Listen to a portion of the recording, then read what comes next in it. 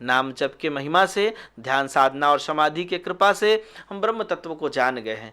फिर भी हमने सोचा कि तुझे हम प्रवचन कितना दे, इसलिए हमको तो प्रवचन करने उतना आता नहीं है, इसलिए हम सोचे कि तुमको अनुभव ही करा देते हैं। क्या करते हैं? अनुभव ही करा देते हैं तुमको। तो कैसे? तो अभी तक नहीं समझ में आया।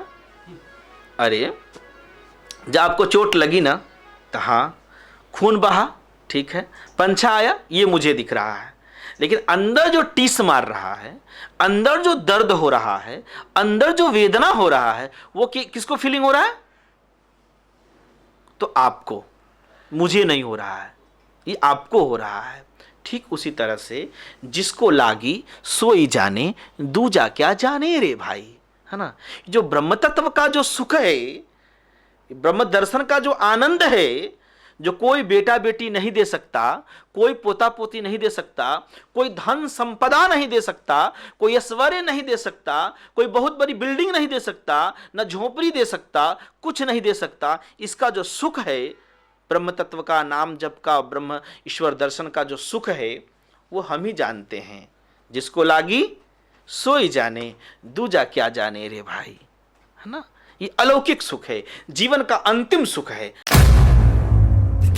हाँ, सबसे ऊपर ज्ञानी, ठीक है, सबसे नीचे क्या रेफ लगा हुआ है उस पर। हाँ हाँ, अर्थार्थी, हाँ अर्थार्थी, हाँ फिर आर्त, हाँ और फिर जिज्ञासु, जिज्ञासु ज्ञानी, फिर ज्ञानी, है ना। तो ये चारों ठीक है। कहते हैं सुकृति चारों अनघ उदारा, चारों उदार है, चारों ठीक है, चारों स्वीकृत है, चारों सही है। अब ऐसा हम नहीं किसी को कह सकते हैं कि ये अभी मैंने ये खराब है, ये सही है, ये अच्छा है, नहीं नहीं, चारों ठीक है। अरे भाई पहला एडमिशन होगा, वो भगवान से मांगने के लिए भी कम से कम वो जाएगा।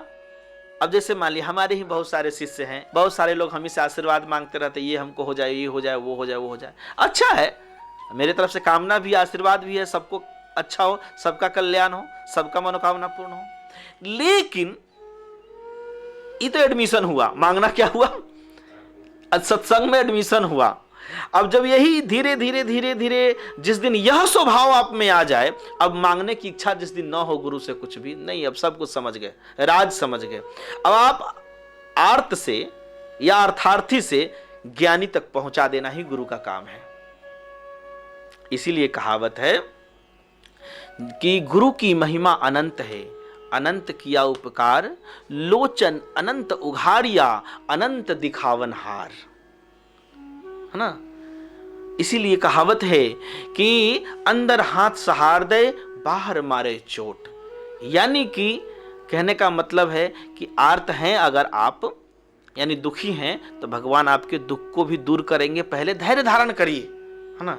आपको अगर धनादि चाहिए तो भगवान की कृपा से आपको नौकरी चाकरी भी लगेगी, खेती भी अच्छा होगा, सब कुछ ठीक होगा। धैर्य धारण करिए।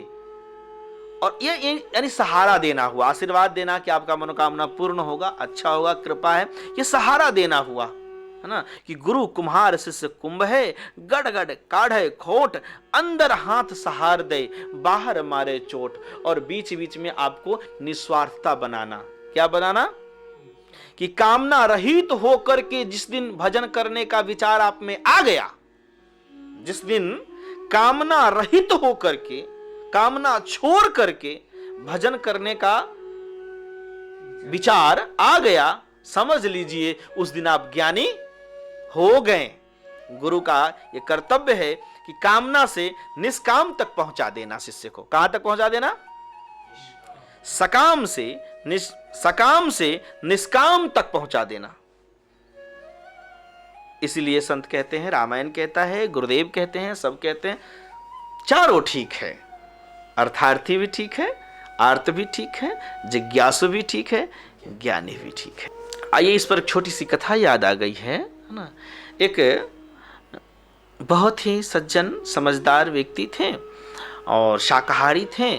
समय अनुसार वो वैष्णव बन गए, कंठी धारण कर लिए संत से और सत्संग में जाने लगे, नाम जपने लगे, नाम के रहस्यों को वो समझने लगे।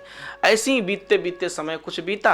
अब धीरे धीरे अब उनके जो संतान थे, जो उनको मान सम्मान देना चाहिए ना, वो देना अब कम करने लगा। उनके 2 पुत्र थे,